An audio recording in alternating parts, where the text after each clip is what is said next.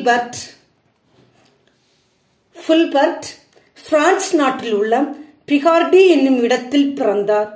இவர் தன்னுடைய தொடக்க கால கல்வியை ஹெர்பர்ட் என்பவரிடம் கற்றார்.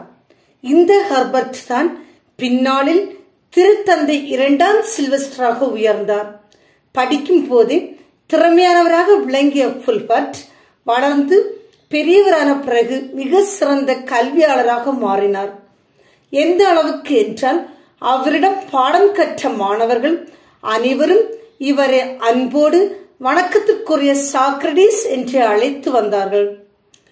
ஃபுல்பர்ட்டிடம் இருந்த திறமையை பார்த்துவிட்டு ஆயர் பேரவை இவரை சார்ட்ரஸ் என்ற இடத்திற்கு ஆயராக உயர்த்தினார்கள். ஆயராக உயர்ந்த பின்பு ஃபுல்பர்ட் மிக சிறப்பான பணிகளை செய்து வந்தார்.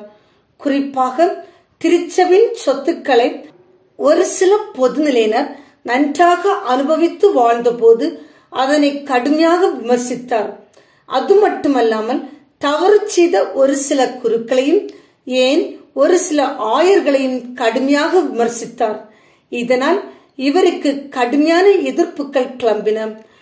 ஃபுல்பர்ட் அதை கண்டு பயப்படாமல் துணிவோடு உண்மையை எடுத்துரைத்தார்.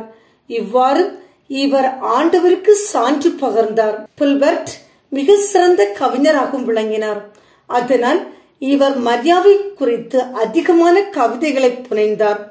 இவரை குறித்து இன்னொன்று நாம் சொல்லியாக வேண்டும். அதுதான் மரியனின் பிறப்பு விழாவை முதன்முறையாக கொண்டாடியது இவரே ஆகும்.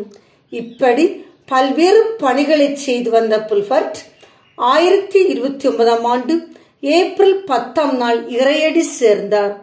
இவருடைய உடல் சார்ட்ரஸ் பேராலயத்தில் அடக்கம் செய்யப்பட்டது.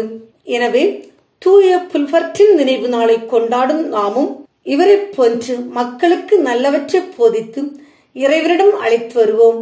அதன் வழியாக இறை அருளை நிறைவாய் பெறுவோம். தூய ஃபுல்பர்ட் எங்களுக்காக வேண்டிக் கொள்ளும்.